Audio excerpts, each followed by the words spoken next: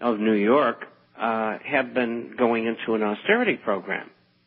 But what they all forget is if you want to make the system work, you don't raise taxes. You lower them, both individual and corporate. And incidentally, in America, were they to follow this tact and lower taxes, which I don't think they'd ever do, but if they did, the proviso should be all of these offshore corporations that are selling things in America under free trade, globalization, offshoring, and outsourcing, that are hiding all their money, $1.4 trillion, in the Cayman Islands, should be forced to pay taxes on it and bring it home. Well, it's going to be very interesting to see what happens, because we seem to be moving from crisis to crisis, and I see no end in sight, other than the fact that eventually, as we continue spending ourselves into prosperity, one day this whole system is going to collapse. Other countries are going to stop simply lending us money.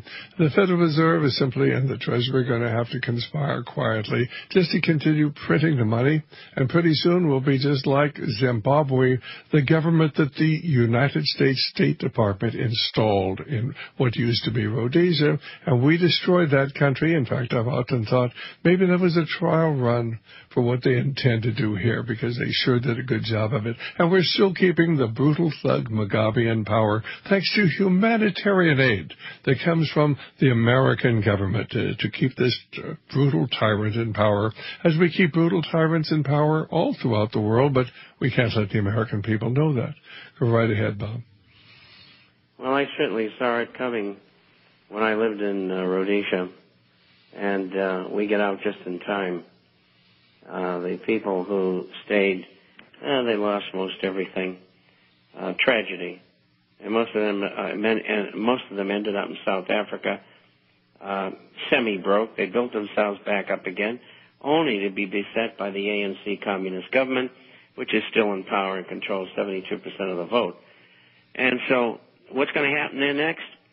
I think they're going to start driving out the Zimbabweans who have, I think there's 3 million in the country illegally. And, they have no place to go.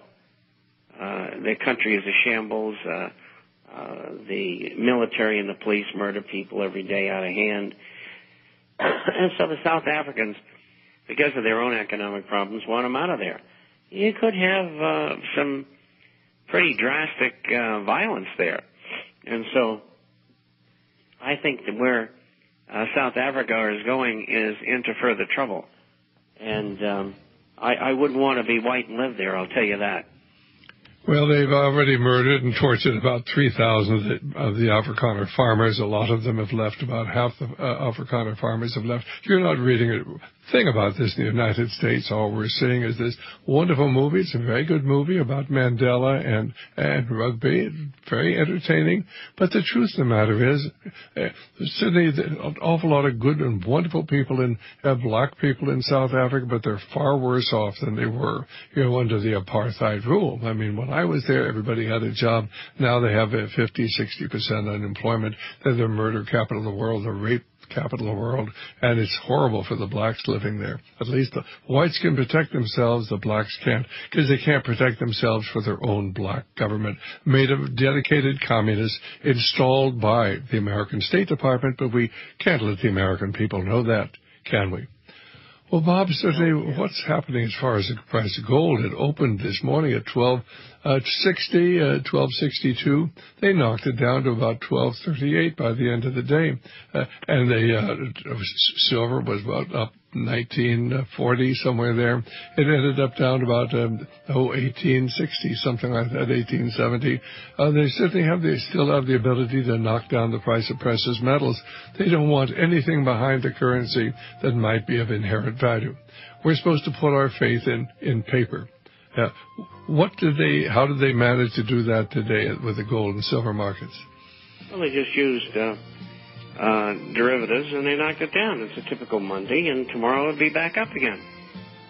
They can't keep it down. It's just a game they play. Well, it's my understanding that there's real shortages of gold over in Europe. There's shortages of gold all throughout the world. Most of everything, and they're trying to have paper gold. It's not going to work. People are beginning to lose confidence in their currencies, and we'll be back in just a moment with Bob Chapman. Welcome your calls here at Radio Liberty. This is Dr. Stan, and Bob was simply talking about the coming war, and he felt that there'd be an awful lot of people who would be killed. And he's not talking about simply hundreds of thousands. He's talking about literally billions of people. Could this be? Well, we do know, of course, that the most populations of the world are actually falling. And the fertility rate here in the United States, 2.1 children per family. Worldwide, about 2.65 children per family. In other words, it takes 2.1 children per family to reproduce a population. But the Muslim populations are having 5, 6, 10 children per family. And that's got to stop. And the people who are in favor of population control can't, of course, get a handle on those economies there. They can't poison the food supplies, fluoridate the water, get them to use genetically modified food, get them to add aspartame to their food, get them, of course, to take birth control pills that they just won't do it. That's against their culture. So, of course, the next step will be war. And as terrible as it sounds, there really are people who intend to kill off most of the people of the world.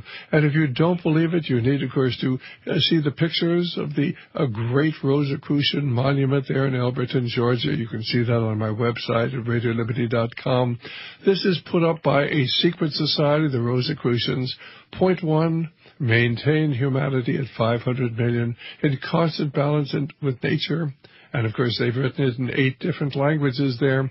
The fact that, of course, most people have never heard of the Rosicrucian monument, the American Stonehenge, the Georgia Guidestones, is because you're not supposed to. They don't want you to know what the plan is or the terrible things that lie ahead, not only for the people of America, for the people of the world. And I fear that, Bob, you're right. I think this is going to be a terrible, terrible war that lies ahead.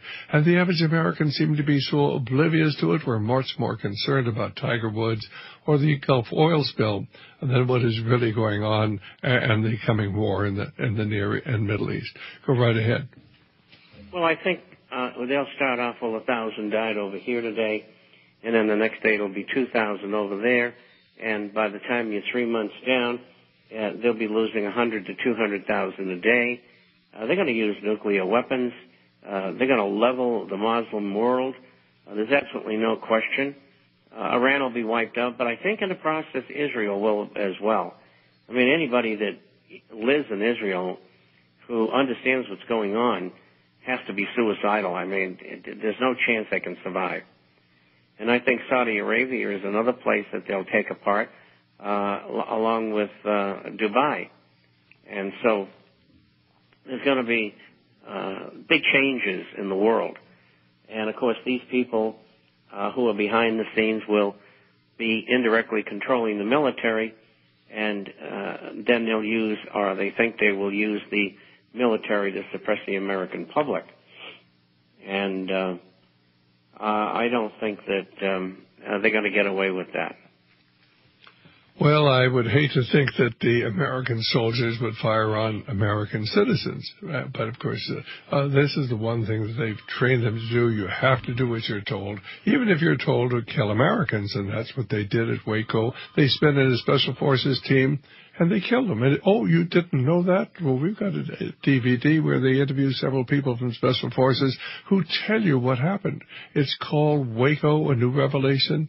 That's Waco. You need to get this DVD, one of the finest ones. Tell how they spent the special forces teams in, and they killed the branch civilians. And we won't get into what happened at Oklahoma City, because, of course, it wasn't Timothy McVeigh's bomb that blew up the building. It was the bombs inside, but we've got DVDs if you'd like to see them.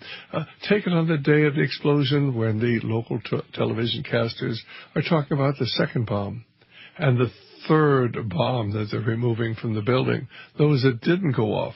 And, of course, they even found an extra leg there that didn't belong to anybody in the building, and nobody's ever tried to find out who it belonged to. And, of course, the attorney who was actually chosen to protect Timothy McVeigh, he was constantly harassed. People were going into his home. He was getting death threats.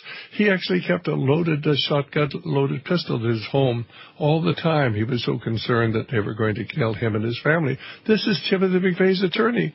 Who was threatening Timothy McVeigh's attorney? Oh, you probably never heard that. Well, we'll be back here in just a moment. But anyway, Bob, certainly I share your concern. I really believe that we're moving into very difficult times. The average individual finds it so difficult to believe that there could really be people this evil in the world. But I think there are, don't you? I certainly do, believe me. There are no rules anymore. Well, I think that all we can do is we have a voice, you have a voice. Bob, is what are you doing, 20, 30 hours of talk radio a week? Right, plus the publication, plus this weekend I answered over 500 emails.